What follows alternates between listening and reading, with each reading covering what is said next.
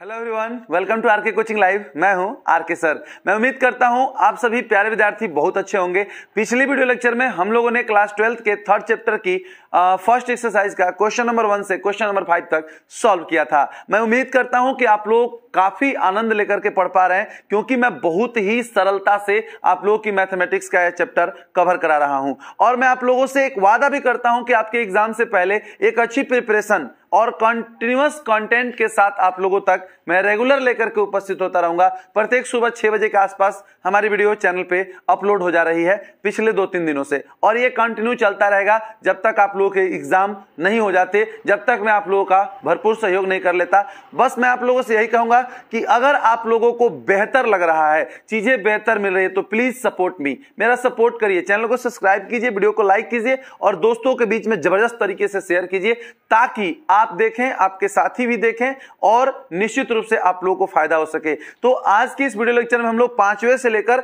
10वां तक, it means कि आज एक्सरसाइज 3.1 को टोटली हम लोग कंप्लीट करने वाले हैं। तो चलो बाबू, मैंने बोर्ड पे क्वेश्चन नंबर 6 को नोट डाउन कर लिया है।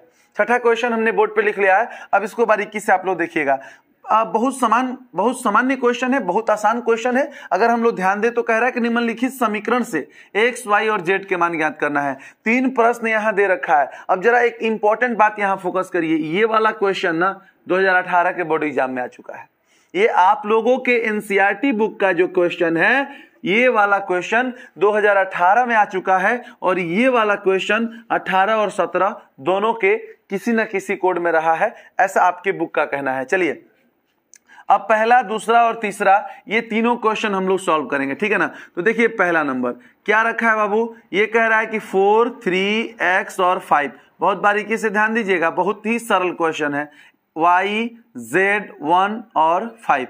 अब देखो बाबू, ये 2/2 का है और ये भी 2/2 का है, तो दोनों कैसे आव्यूह हैं? समान आव्यूह है। और मैंने जब आपको समान आव्यूह का फर्स्ट वीडियो लेक्चर में जब मैंने आपको समान आव्यूह का डेफिनेशन बताया था, तो वहां पे मैंने बताया था कि समान आव्यूह के संगत अवयव आपस में बराबर होते हैं। तो अगर यहाँ 4 है, यहाँ पर y है, इट मीन्स कि y इक्वल्स टू क्या हो जाएगा बाबू? 4। यहाँ z है, यहाँ 3 है, तो z इक्वल्स टू क्या हो जाएगा? 3। यहाँ x है, यहाँ 1 है, तो x इक्वल्स टू 1 और 5 के बराबर 5 ऑलरेडी है। ये रहा y, z और x y z का मान निकल गया। हाउ इजी, कितना आसान है, बिल्कुल आसान ही तो है। अभी वो हार्ड ही कब था?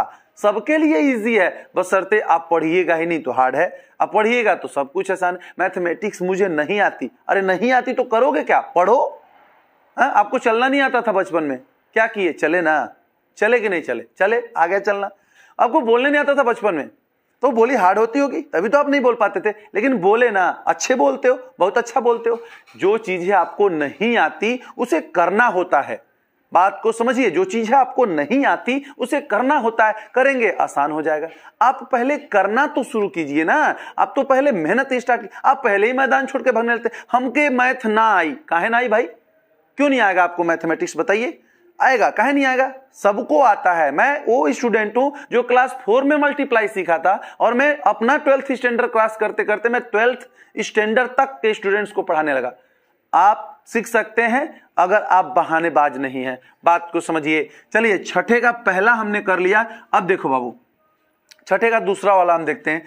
दूसरा, सेकेंड वाला क्या कह रहा है हम लोग का कि x plus Y 5 plus z 2 और यहाँ पे एक्स वाई है, इक्वल्स टू हम लोगों का दे रखा है 6, 2, 5 और 8। देखो बाबू, ये 2/2 का है, 2 पंक्ति और 2 स्तंभ। ये भी 2/2 का है, 2 पंक्ति और 2 स्तंभ। ये 2018 के बोर्ड एग्जाम में आया हुआ क्वेश्चन है। अब चलो बाबू, आपको पता है कि समान आव्यूह हो गए, और समान आव्यूह के संगत अवयव आपस में बराबर होते हैं। x plus Y equals to 6 होगा, 5 प्लस जेड इक्वल्स टू 5 होगा। यहां देखिए, तो यहां से तो जेड की वैल्यूज डायरेक्ट निकल जाएगी, +5 उधर जाएगा तो -5, और 5 में से 5 गया तो 0। जेड बराबर हम लोग का निकल गया 0। जेड तो ऑलरेडी निकला हुआ है। अब x plus Y equals to 6 है। अब यहां देखो बाबू, x और y इक्वल्स टू हम लोग की वैल्यू कितनी होगी? 8 होगी।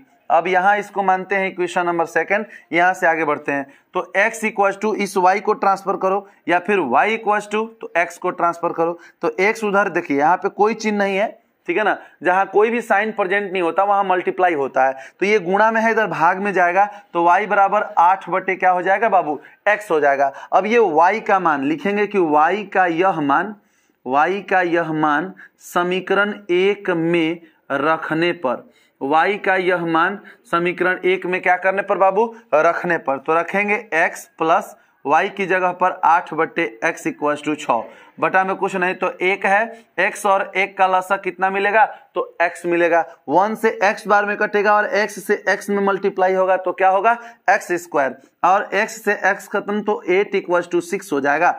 This implies x square plus 8 बराबर बटे में है, गुणा में जाएगा, 6 से x में गुणा होगा तो 6x हो जाएगा। अब चलो बाबू उसको इस साइड लेकर के आते हैं, तो ये हो जाएगा this implies x square plus आएगा तो माइनस 6x प्लस 8 बराबर 0। अब यहां से x का मान ज्ञात करने के लिए बाबू हम लोगों को करना पड़ेगा गुणनखंड, फैक्टर करना पड़ेगा। देखिए फैक्टर कैसे करेंगे हम लोग, 8 है तो 2 से 2 चौके 8, 2 दूनी के 4, 2 एकम 2।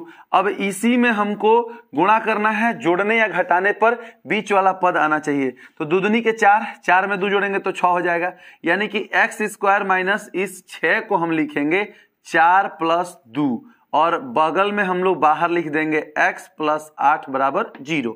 अब चलिए यहां से आगे बढ़ते हैं कि x स्क्वायर माइनस 4 से x में मल्टीप्लाई करेंगे तो क्या होगा बाबू, 4x। अब देखो ब्रैकेट के बाहर माइनस है तो अंदर का चिन्ह बदलेगा, plus minus minus 2x plus 8 है लास्ट में, इक्वल टू क्या हो जाएगा, 0। अब चलिए यहां से हम लोग क्या करेंगे, x की वैल्यू x कॉमन कर लेंगे दोनों में से, तो एक x चला गया तो सिंगल x बचेगा, x चला गया तो कितना बचेगा बच्चे, 4 बचेगा। अब यहाँ देखिए 2 एकम 2, 2 चौके 8, दोनों में से 2 कॉमन है, शुरू में माइनस रहता है तो उसको भी कॉमन लेते हैं, x होगा। अब ब्रैकेट के बाहर माइनस चला गया तो अंदर का चिन्ह बदलेगा, प्लस वाला क्या हो जाएगा, माइनस 2 चौके 8 इक्वल टू 0। दोनों ब्रैकेट में x माइनस 4 है, दिस इंप्लाइज x माइनस 4 हो जाएगा कॉमन, x माइनस 4 क्या हो जाएगा बाबू, कॉमन हो जाएगा, और यहाँ पे हम लोगों का बचेगा x माइनस 2 इक्वल टू 0। यहां से क्या देखने को मिला, x की 2 वैल्यूज मिलेंगी, x बराबर 1 4 मिलेगा जब इसको 0 कराओगे, और x बराबर 2 मिलेगा जब इसको 0 कराओगे। x के कितने आंसर आए, 2, x के एक मान 4 आया, एक मान 2 आया। अब बाबू क्या करते हैं, इसको हम लोग मानते हैं इक्वेशन नंबर 3, यहाँ 1 2 माने थे, इसको 3 मान लिया। अब चलिए यहाँ लिखेंगे समीकरण 3 से, तो चलिए x बराबर 4 पर, तो यहाँ 4 रखोगे तो 8 बटे 4, यानी कि 4 दूनी 8, y का पहला मान कितना मिलेगा बच्चे, 2 मिल जाएगा। फिर x बराबर 2 पर निकालोगे तो तो y बराबर 8 बटे x है तो 8 बटा 2 मतलब 4, यानी कि x का 2 मान मिला, y का 2 मान मिला और z का मान मिला 0। इस प्रकार से ये क्वेश्चन, बताइए अगर ये 2018 के बोर्ड एग्जाम में 2 अंक में आया था बच्चे, क्या आप ये क्वेश्चन छोड़ोगे? इतना इजी वे में पढ़ाने के बाद आप छोड़ोगे? आप कमेंट किया कीजिए जनाब, अगर कहीं फॉल्ट दिखे, कहीं कमी हो, कहीं समझ में ना आ रहा हो तो आप कमेंट किया कीजिए। आप लोगों के लिए पूरे जिद के साथ उतरा गया है, दिल से मेहनत किया जाएगा, इसमें कोई शक नहीं है।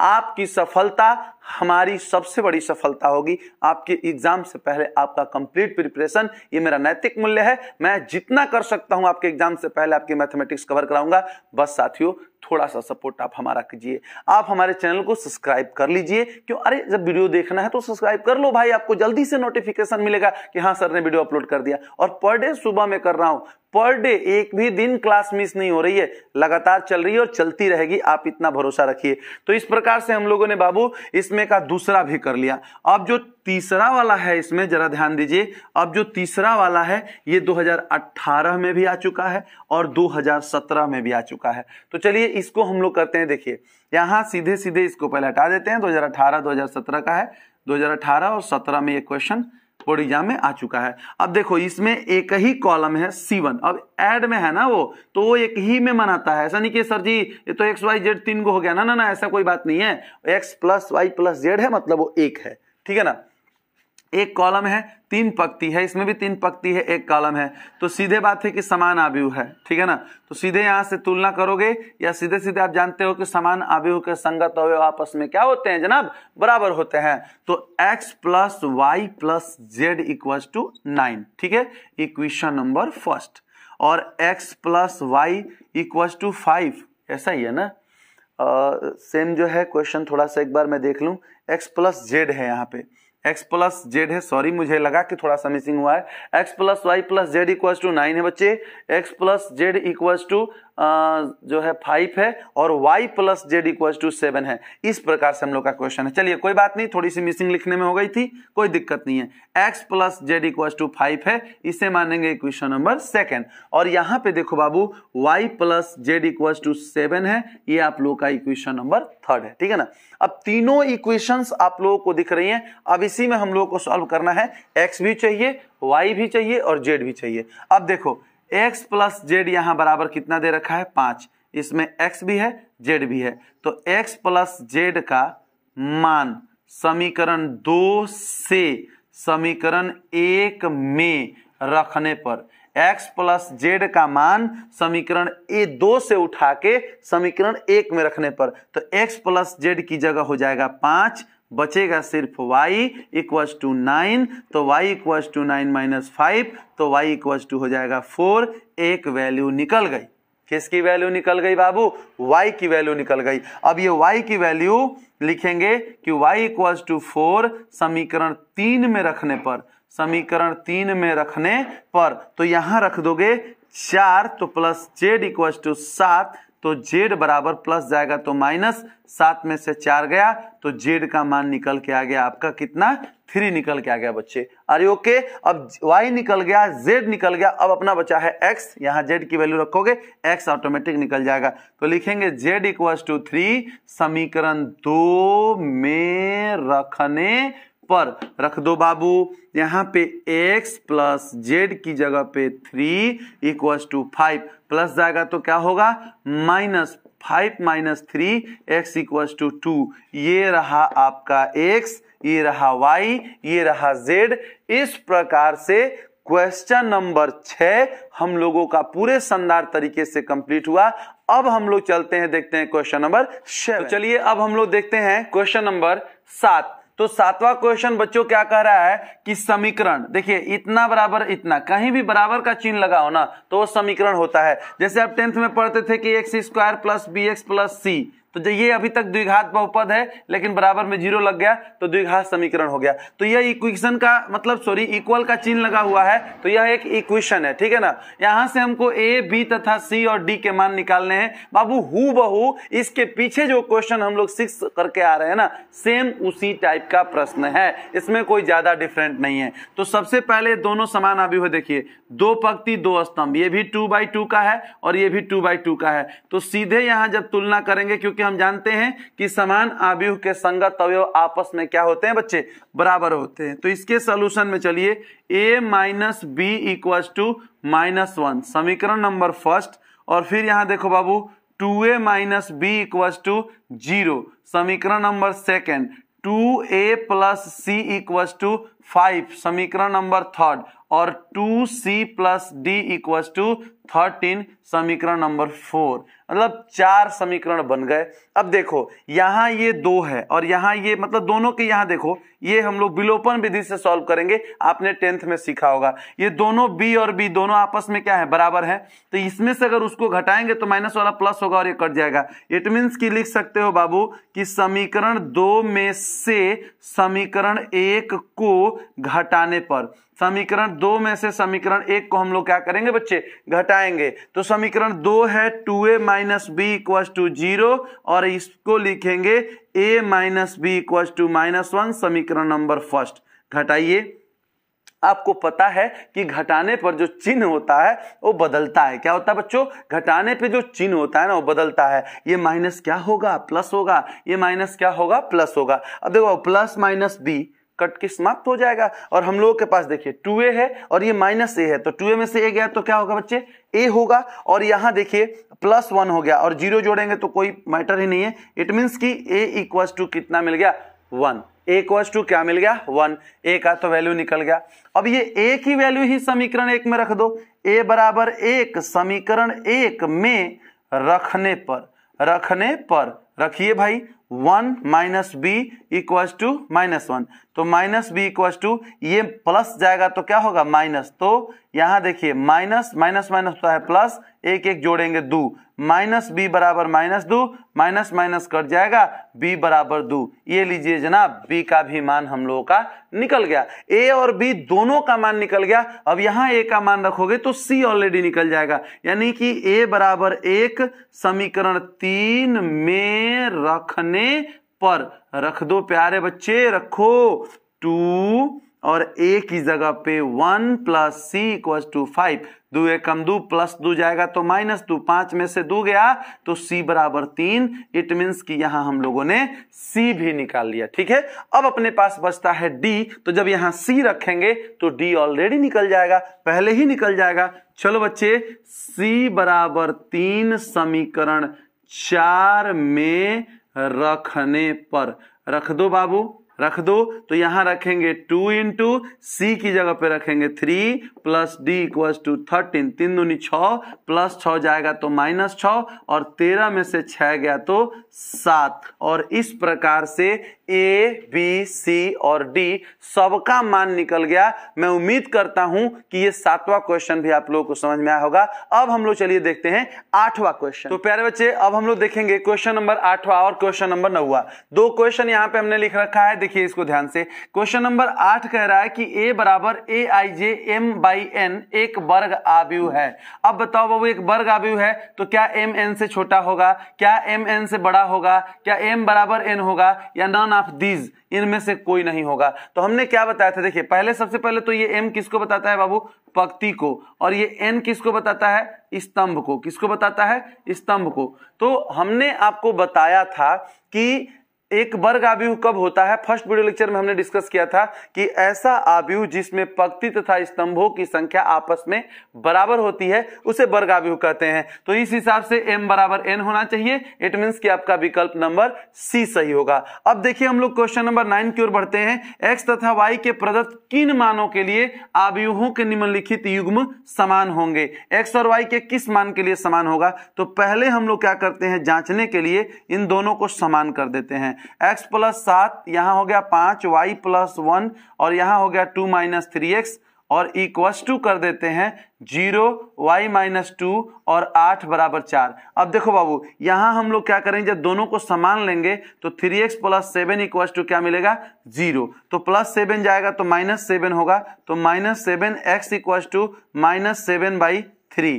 x की वैल्यू आ गई -7/3। अब यहां भी एक x है तो इसको भी जरा समान करके देखते हैं। 2 माइनस 3x इक्वल्स टू 4, तो -3x इक्वल्स टू बाबू +2 जाएगा तो क्या होगा, -2, 4 माइनस 2, और देखिए 4 में से 2 गया तो 2, ये -3x, x इक्वल्स टू -3 को उधर ट्रांसफर करेंगे तो -2/3, क्योंकि 3 गुणा में है तो बटा में जाएगा। अब यहां देखो बाबू, x का मान यहां अलग है, x का मान यहां अलग है। अगर ये दोनों सम या समान आव्यूह है ना, तो x के दोनों मान बराबर होना चाहिए, बट ऐसा तो हो ही नहीं रहा। x के दोनों अलग अलग मान आ जा रहे हैं, मतलब कि यहां x और y का मान ज्ञात करना संभव नहीं है। इट मींस कि आपका विकल्प नंबर बी सही होगा, ज्ञात करना संभव नहीं है। इस प्रकार से हम लोग 5वां से लेकर 9वां तक क्वेश्चन सॉल्व कर लिए। अब हम लोग चलते हैं, देखेंगे क्वेश्चन नंबर 10। तो प्यारे बच्चे, अब हम लोग पहुंच चुके हैं क्वेश्चन नंबर 10, जो कि एक्सरसाइज 3.1 का आखिरी क्वेश्चन होगा। तो एक क्वेश्चन नंबर 10 देखिए क्या कह रहा है। कह रहा है कि 3/3 के कोटि के ऐसे आव्यूहों की कुल की कितनी संख्या होगी जिनकी प्रत्येक प्रविष्टि 0 या 1 है। प्रत्येक प्रविष्टि का मतलब यह है कि जिसके प्रत्येक अवयव या तो 0 है या तो 1 है, यानी कि या तो अवयव 0 हो सकते हैं या तो अवयव 1 हो सकते हैं। सबसे पहले हम लोग क्या करेंगे बाबू कि 3/3 क्रम के आव्यूह में, 3/3 क्रम के आव्यूह में कुल अवयवों की संख्या हमने आप लोगों को क्या बताया था बच्चे कि जो है पंक्ति स्तंभों में गुणा करा देते हैं। तो 3 में 3 से गुणा कराएंगे तो कितने, तो जो हमारे 9 हो जाएगा ना, 3 तिहाई 9।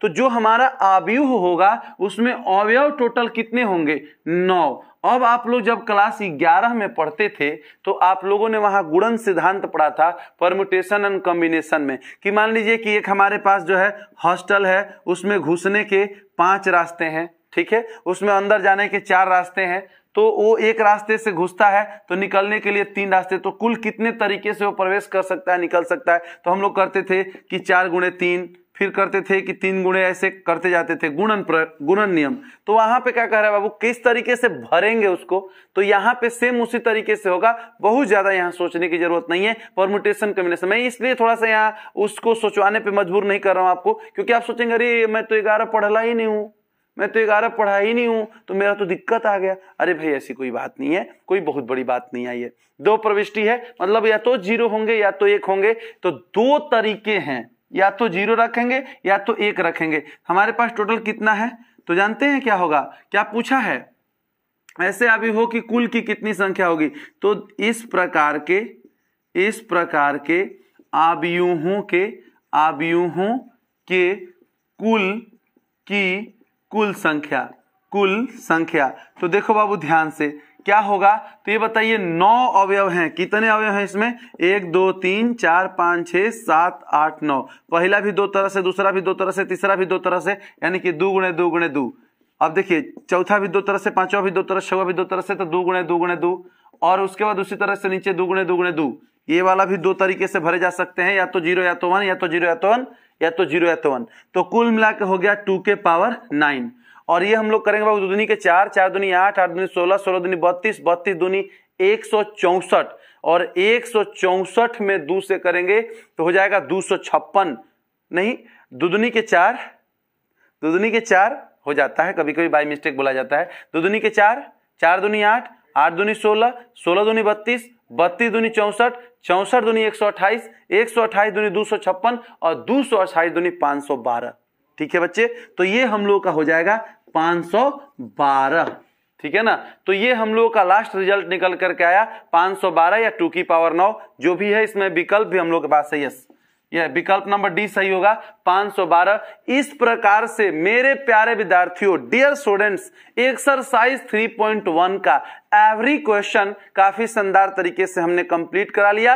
अब हम लोग कल के नेक्स्ट वीडियो लेक्चर में हम लोग एक्सरसाइज 3.2 के बारीकियों से एक एक पॉइंट को समझेंगे, रूल का एक एक कतरा समझेंगे विथ एग्जांपल, ताकि आप लोगों को समझने में कहीं दिक्कत ना हो। आई होप कि आप लोगों को यह वीडियो लेक्चर बहुत शानदार तरीके से पसंद आया होगा। जल्द ही मिलते हैं अगले वीडियो लेक्चर में, तब तक के लिए जय हिंद, वंदे मातरम, बाय बाय।